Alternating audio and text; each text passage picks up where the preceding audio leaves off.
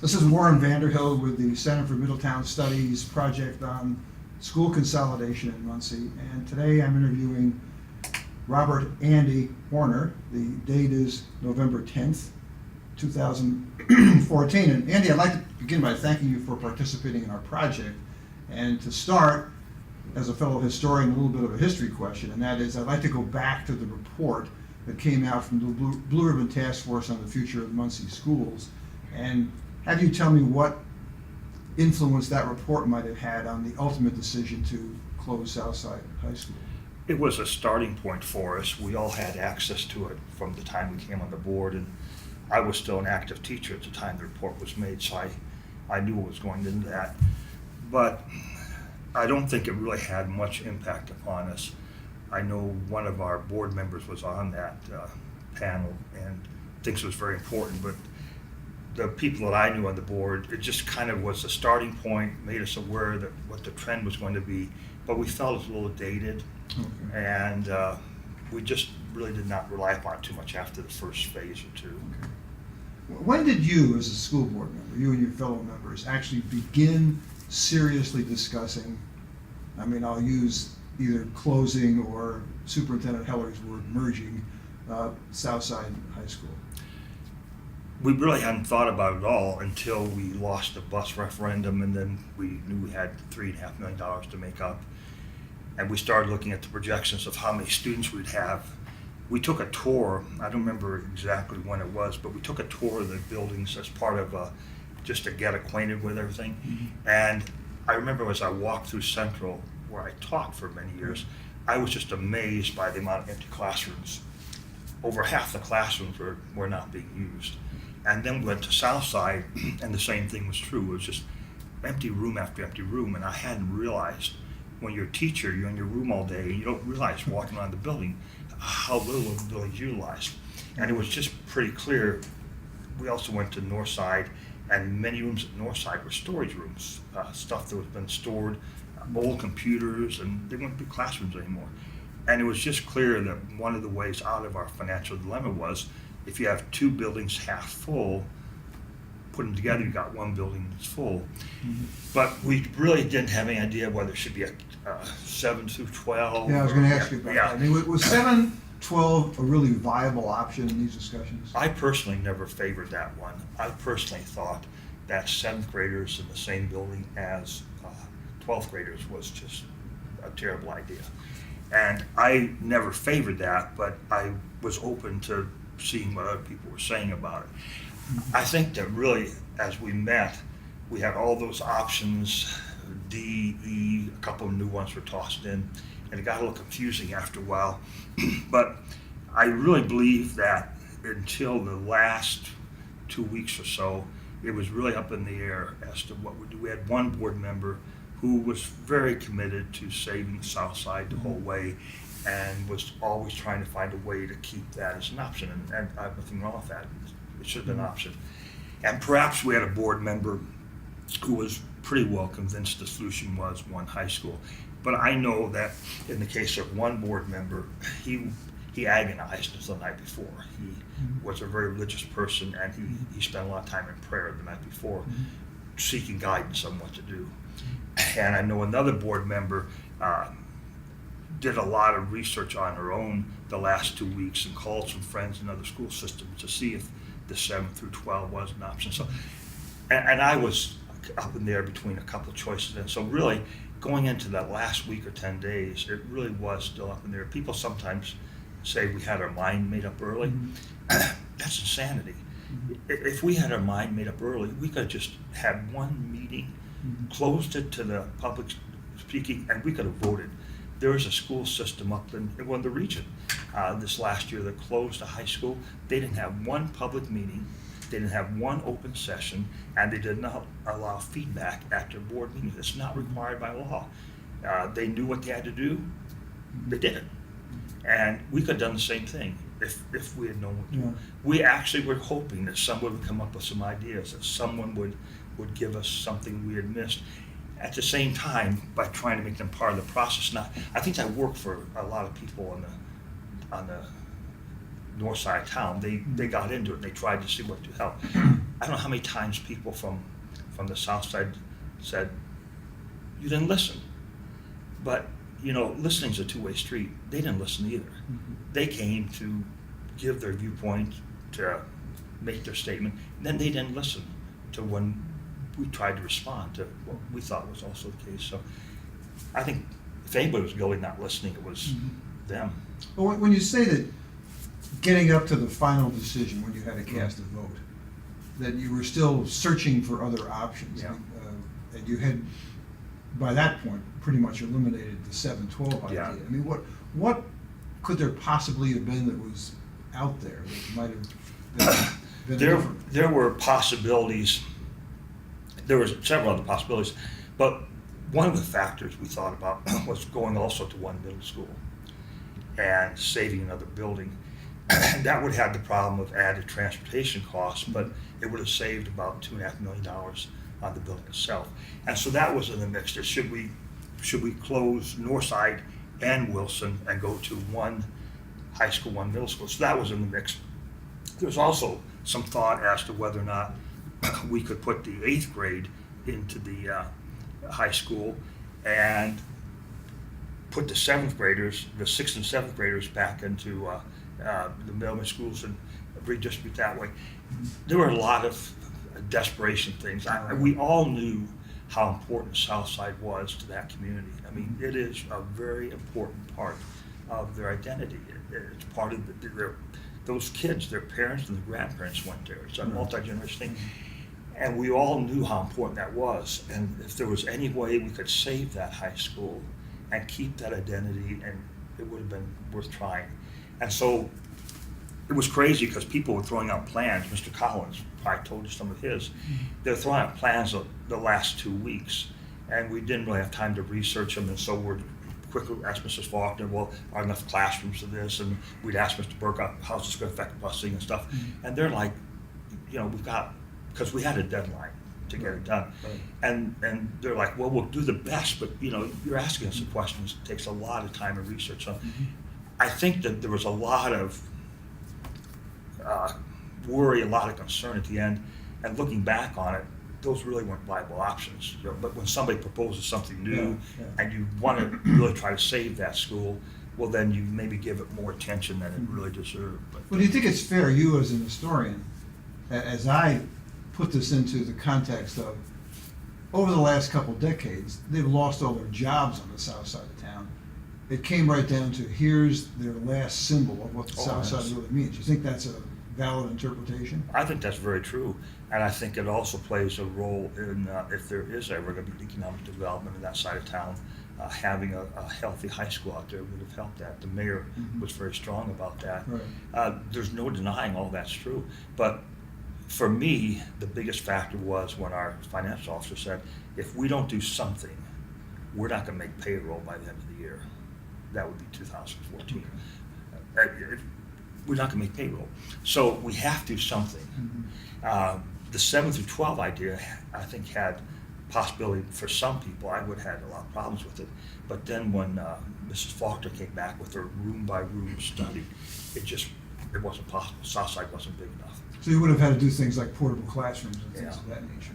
And then you run and I think Southside would have accepted that. They would have taken portable classrooms as opposed to losing their school. But in the long run, that's not a good solution. You know, if it's going to get you over a temporary barrier until enrollment drops or until you can build another wing or something, but it would have been many years before. So when you come right down to it, you're really dealing with a fiscal reality. Yes. There really wasn't any other way out of this. They always say that you want to do what's best for the students, but it comes down to money. It comes down to money. And if you don't have the money, you have to do changes. I mean, neighborhood schools, I think, are still great, but you can't afford them anymore. And I think you remember back when this county had schools like DeSoto and Roriton, and they had great parent involvement because it was in there.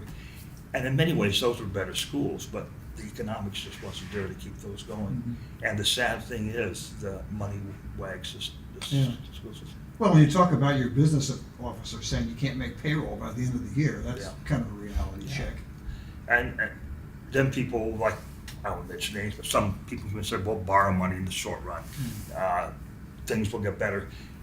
People always get very optimistic at times like this. The mayor said, well, I think we can get some new jobs coming in. Well, maybe yes, maybe no, I haven't seen coming yet.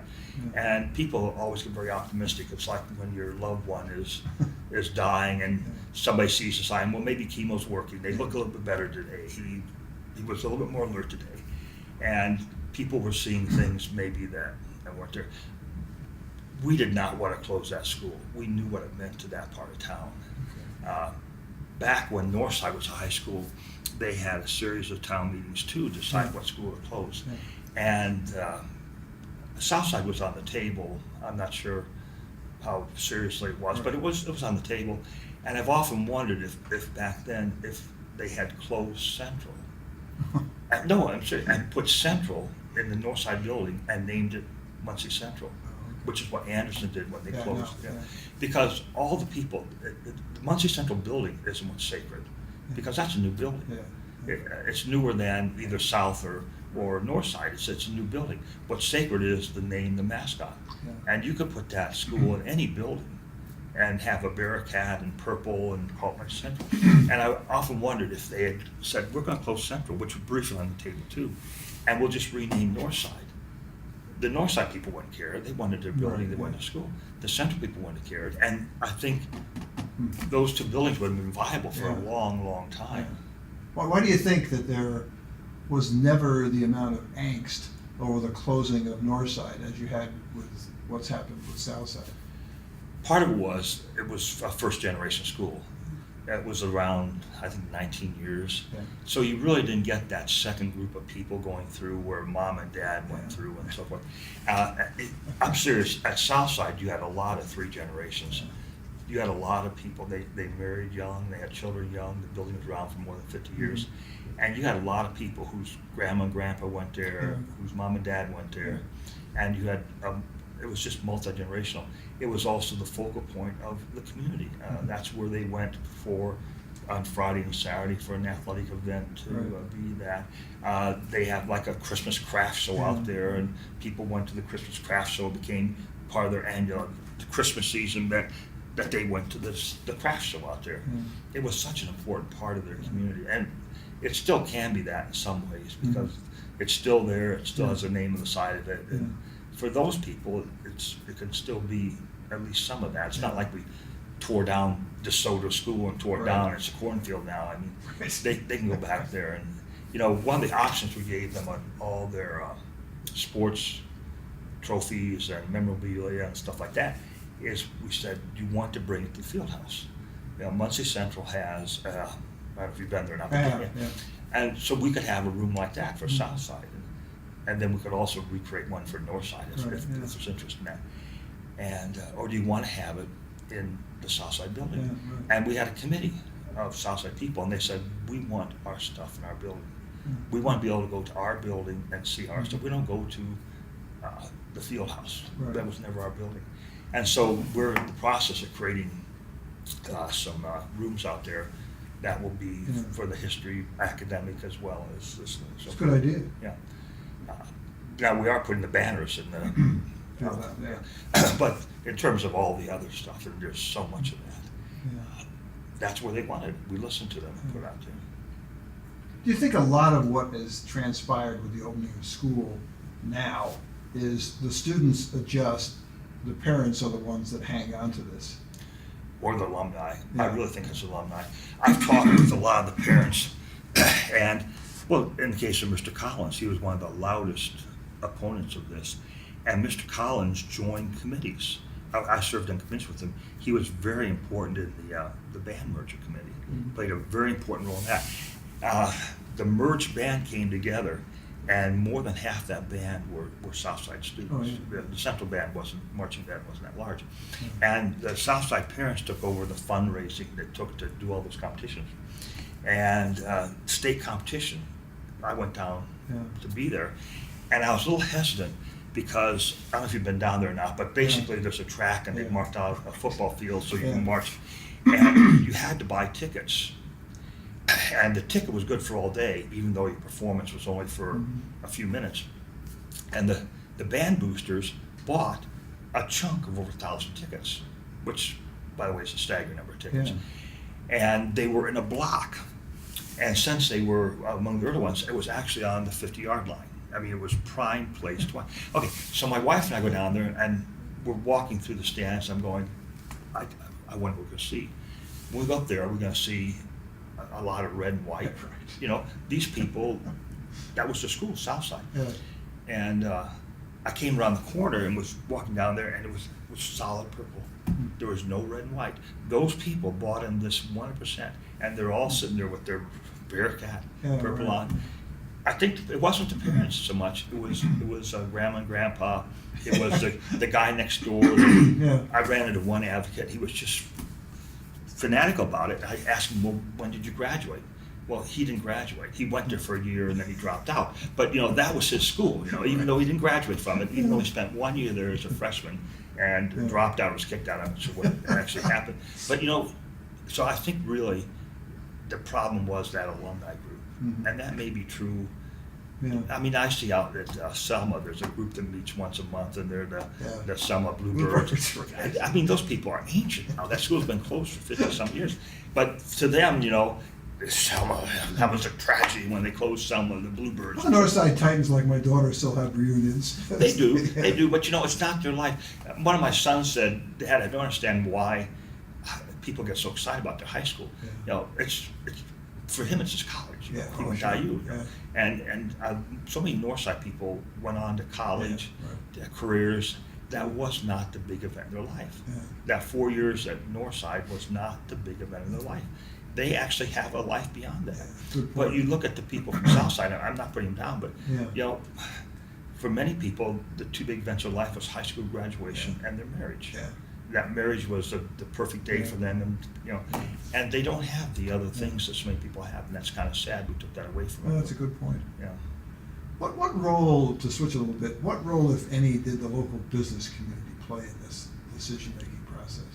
I was very disappointed because really they stayed clear of it. It was too hot of a topic. Okay. And we did reach out initially to see if they wanted to be part of the process, and basically they saw this as a no-win situation.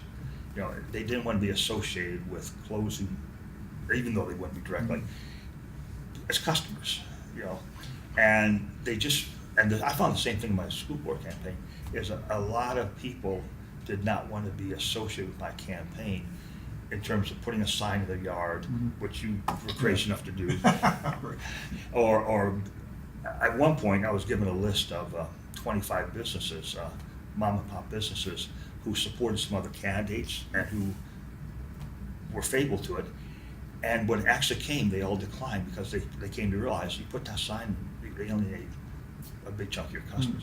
I think the businessmen just did not want to be involved in this Okay. at that level. And Do of you course, think the business community should be involved in the schools? I mean, I look at that as an economic development thing. you know, I have pushed for a committee, and we finally had our first meeting for exactly that, to get more businesses involved and foundations involved. The Ball Foundation came through in Yeah, a giant way, Right. but why should that be a one-time only, Right. never be done again event? And so Mr. Heller's helping to organize a group to get more businessmen involved, and sponsorships. The Fieldhouse, why couldn't have a name like Right. the Lucas Dome? You Yeah, know? right. And so they get something out of that, advertising on school buses, naming facilities, this type of thing. Cell phone towers. Yeah. There are so many possibilities. We've got an offer for a cell phone tower that would generate $750,000 when we sign the contract, Yeah. and a piece of the action. Hmm. But you know, we've got to start thinking more in terms of the business community. Yeah. There's a lot of options there. We also have a lot of resources that we don't need anymore. We've got buildings full of things that were donated to us over the years that might have value if they were sold. And why have them in storage where no one could see and appreciate them? So we've organized a committee, but even then it's difficult. No, I think it is. Yeah. But So I think those- it's important. Yeah, we're working on it, but so many of these people now, they just represent a company that's like Staples or Yeah. they don't represent, or Chili's. Used to be you had local restaurants and the people owned them and lived here and they helped, but now you go out to Chili's and they'll give you a $25 gift card Yeah, that's right. for a promotion thing, but they don't want to join a committee and, Right. you know, and so that also might go back to that first part you asked me. We don't really have many local companies anymore. We're just branches of. Yeah, that's a good point. And they're all willing to do their part to raise money for the prom by giving a 20. Yeah. But they don't want to be on a committee and get involved in the huge time commitment and money commitment. Well, it's good to hear that people like you on the school board are working on trying to involve them more in this, because I think that's important as an economic development aspect of this. And there's for example, there's a local plumber, well, I can say Dave Jackson. Yeah. Dave Jackson, and again, example of a local plumber, and he is trying to get a program started at the MAC, a plumbing program. And he's willing to spend he's older now, his son's taking over business. He's willing to come out there and teach plumbing skills. Yeah. And it wouldn't cost a lot of money. So what we're in the process now of finding out, do kids want to be a plumber? You know, it's not a very physically appealing job anymore. Kids see plumbers and they're covered with mud and so forth. Yeah, given what I pay plumbers, I mean, you know what it Truly, is. yeah, it's amazing. It's a good income. But see, Yeah. that's that thing we used to have on a bigger scale. When Ball Corporation was here, Yeah, right, when right. Warrner was these people were actually Yeah, here. right. But now it's all absentee. Yeah, the absentee, I think, is an important point. Was there any overt or covert political involvement in this, political pressure? You're hesitating. You asked that question to the others too, didn't you? I did. Yeah. Did they answer you? Yeah. Okay. Yeah. There was a political party that was strongly committed to keeping that school open. Yeah. And they appeared at the forums, and they also were working behind the stage to do nothing improper, but they were definitely committed to having 2 high schools and having one of them be on the south side of town. Right. And however, they were not able to offer any financial aid, clearly, or any real solutions, but they probably made the process a little bit harder. Oh, okay. Because you get somebody with an important office and with a lot of votes behind you, it's hard to just disregard them right away. Right. But I understand that they had a commitment to that part of town, and they were trying to do the right thing for their supporters, and what they also thought was the right thing for Muncie. Right. Yeah. Okay. What do you think having a single high school says about Muncie's economic future? I think it's more important that high school is an outstanding high school. I don't think people look to see how many high schools the town has anymore. If you look around this part of the state, that's what they have. Anderson used to have 3, now they have 1. Marion has 1 that's declining. Richmond has 1. But they've always had one. Yeah, Kokomo. I mean, that's just what is happening in this part of the state. I think it's more important that that school be a quality school. Okay. And the central that we built it's got no peer. It's amazing. We have 5 foreign languages. Nobody in this state offers more, and 4 years of each. We have the largest ROTC program in the state. We offer 42 AP classes.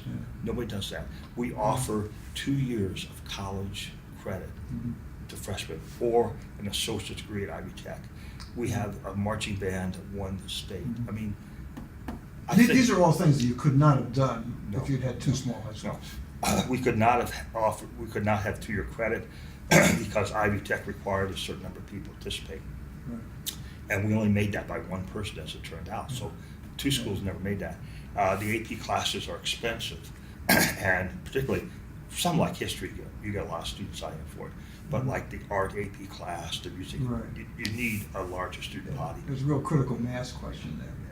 And even then, we may have fudged a bit for a while to keep those alive, but the large school made it possible to do those things. Well, yeah, you've answered the second part of the question, which is, what do you think having a single high school says about Muncie's educational future? Yeah, see, I don't see the issue being a single. Right. I think there was a time we could have 2 high schools and still have great high schools. But when I started here in Muncie, we had 18,000 students. Yeah, right. Now we have less than 6,000. Right. The reality is that you have to adjust what you have. People don't realize that Delta you hear about Delta. Sure. Delta High School's down 100 students Yeah. the last 3 years. Yeah. But nobody's getting excited. Delta's declaring, Right. yeah. Cowan, Yeah. when they organized Cowan, they had 1,001 students, and the state required 1,000 students Yeah. to survive. Cowan is now down to about 700 students. They couldn't survive on the overall. That's just mean the system, K through 12. Yeah. It's just, this is a problem we have in this part of the state. So I don't think it's how many you have, it's the quality of those. No, I would agree. What role did the teachers union play in any of this? They were very, the president MTA is an amazing lady. Mhm. And she has a long history with this system. She's been here forever. I mean, I think she was taking a nap in the field and they came by and built a school around her, and she's been there since. I mean, she is an amazing lady. And I recall when we had the battle referendum, she came up with some information that nobody else recalled. I mean, she was just amazing. She was, of course, very sad to see a school close, but once we made the commitment to her that no job would be lost, Mhm. not a single teacher would lose their job. That made it a lot easier for her Yeah. to get in the bandwagon. Now, there were other administrators lost their job, but we don't Right. care about that. They Oh, have real no, people. not at all. No, I wish a few more had lost their job, but that's another story. But no, not a single teacher lost their job as a result of the merger. Every single person kept their job. Yeah. And once we made that pledge to her, it made it a lot easier for her to become part of the team. And she was very helpful in working with the teachers because, it's not an easy thing to, you forget not only did Yeah. the Southside people move, but the Wilson people moved. And she also was great because she was not afraid to stand up and say, you're doing some things wrong. Mhm. She was very concerned with the number of teachers, having to move and share a classroom. But in the initial scheduling, which was a mistake by us, we had some of these people moving to 3 or 4 classrooms during the day with a cart. And she was able to show some ideas to limit that mobility. Mm. So although the person did not have one room, Right. they weren't like a gypsy all day. Yeah. And she was, and that's her experience and her team. Mm. So she came up with some things that really helped to make it a better merger. Mhm. She really wants what's best for the school Okay. system. Some school board members are on record as saying that some local realtors are quite critical of the Muncie schools and in some cases steer prospective home buyers away from the schools. I'd like you to comment on that. I think part of that is look at the housing in Muncie. Be real. Yeah. I did. I walked door to door. As I went, I'm thinking, would I live in this house? Yeah, right. You know, if I were a young, upperly mobile professional coming to Muncie, would I live in the house? Mhm. And there are huge sections of town I would never, under any conditions, Mhm. live in. Yeah. And you can do that too. You can drive Yeah, sure. around. And so, realistically, if you were a realtor and you're dealing with somebody moving here from out of state or from the Indy area, where are you going to show them homes at? Mhm. You're not going to show them homes in a huge chunk of Muncie. Mhm. That's why when the mayor gets on his high horse and says, we're bringing jobs and they're going to live in Muncie and so forth, I'm like, no, they're not. They're going to live in Carmel and Fishers and drive the other way because the traffic is going to be light, you know, and everybody else. You've got that figured out. Yeah, true. Yeah, that's the Ball State story. Yeah, the Ball State, in the history of Ball State, the most common address is Hamilton County, you know, because you can drive there Yeah. very quickly because Yeah. the traffic goes in That's the right. direction, the That's interstate's right. empty. And, you know, those people, they're not gonna live, a lot of them in Muncie. There's just, and you can't even build the housing because there's very little empty space in Muncie. Mhm. That's why Wilson School is where it is, because when we built that school, we said we need some land, it's like, that was the only land we could find, there wasn't brown space. Yeah. Wasn't, so, you know, I think that's true, but I don't think it's because they have a bias against the Muncie schools. Mhm. I don't think that's the factor at all. I think it's just, I'm a realtor, I want to sell a house to somebody. Yeah, yeah. Am I going to waste my time showing them a house? Yeah. What properties am I gonna show them? Yeah, be realistic. What long-term effect do you think that having a single high school will have on Muncie's sense of community? I have great hope that as time passes, it's going to make us one town. there was, and still is, a real division around 12th Street. Some people think it's the river, but I think it's further south of that. I don't think the downtown sections, all those areas around the Gillespie Towers, Washington Street, I think it's more 12th Street is where the division comes. As I went door to door, that's where I began to see the rebel flags and run into those people. It takes a while, a generation or two, but I really think in this case the mayor was wrong. I think you're better off selling a town that is united and one town, as opposed to a town that it's the Southside versus the Central Ward and so forth. And you know, I love that what Beech Grove has done. In Beech Grove, every kid from kindergarten to 12 is a Hornet, and every kid has school colors that are orange and black. And I'm not opposed to the thought that in the long run, Muncie, every kid needs to be a Bearcat. Well, it used to be that way. And you just grow up that way. Right now, we still keep them divided into different schools and different middle schools. And I think in the long run, even if we have 2 middle schools, they can still both be the Bearcats. I think Martinsville has 2 middle schools, and they're both artesians. What that is. It's a well or something. I don't know what an artesian is supposed to be, but it's better than hot dogs. Oh yes, the Frankfurt hot dogs. Yeah, but I think in the long run, and it will take a generation or two, the fact that the town is united and they have that in common will be a bigger asset than having 2 schools that were second rate. I agree with you. Those are all the formal questions I have, but I want to give you, as I do each of the people that I've interviewed, an opportunity to add anything that you might like to add. I hadn't thought about that. Kind of a free Here's your chance. Association. That's right. What kind of good stuff did the others have to add? Oh, mostly the same kind of hopes, dreams, aspirations, I think, that you've articulated as far as... I didn't realize I had hopes and dreams. Well, I think... At my age... What you've articulated for the future of the school. Yeah. I think that's a hope, a dream, an aspiration. One thought I had is that I think, and not to pat ourselves on the back, I think we learned some lessons from closing Northside. And I think we got it right this time. Not perfect, but not right. As a simple example, when they closed Northside, every teacher there was declared a surplus teacher. And we had to interview for a job within the system. Well, when we closed Southside, the day after the vote, I went to Southside with Mr. Heller. And I won't say anything about those who are afraid to go out there, but I went to Southside with Mr. Heller, and I talked with those teachers, and I said, Heller had to do it in a polite way. And I said, you got a job. You have got a job. When they closed Northside, I'd interview. Mr. Heller actually interviewed me for Southside and turned me down. He did not want me out there. I think when we merged Northside, there was only one department chair from Northside. All the others were Central.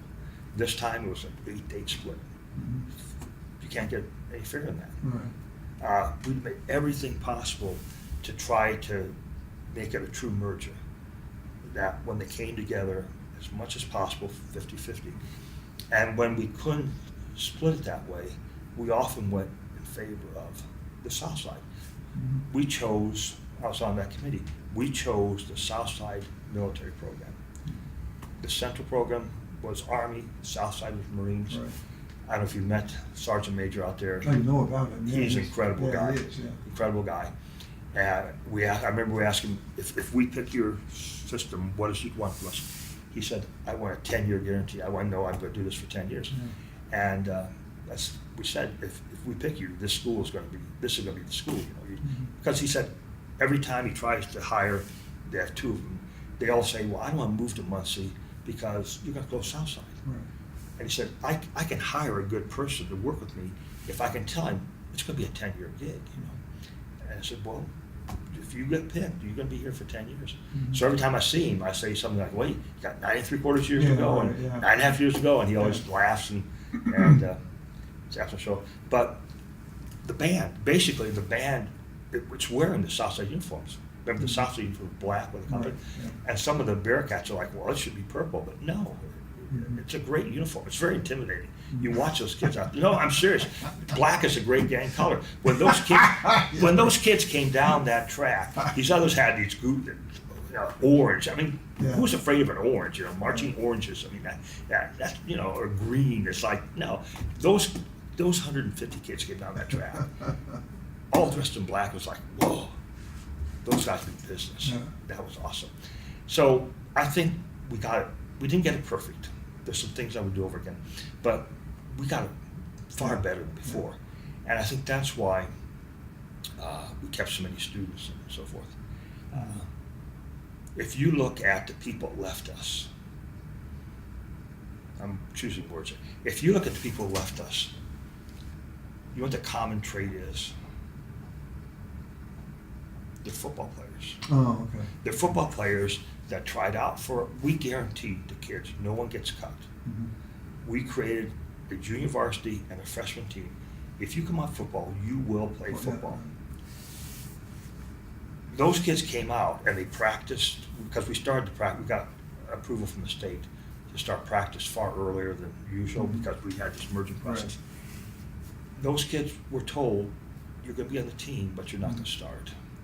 Or you're gonna be on the team, but you'll be on the third team. Right. And they went someplace where they could play a lot. I'm not begrudging that, but Right, that yeah. they didn't go to get college credit or to be on the band. They went Right, because yeah. they were mostly males, Mm. and they ended up unfortunately a certain area high school, the football team they put on the field, over half the players were not from their system. Does that happen with other sports? Yes. Okay. Yeah, because if some kids more, and I understand this, they'd rather play. By the way, that school has players from Delta, from Yorktown, from Cowan, and from Jay County on the team as well as from Muncie. Hmm. Kids just know Yeah. if they go there, they'll be, because it's a very small school. Sure, play. It's a Class A school, and they can play, and that's important to some people. Yeah.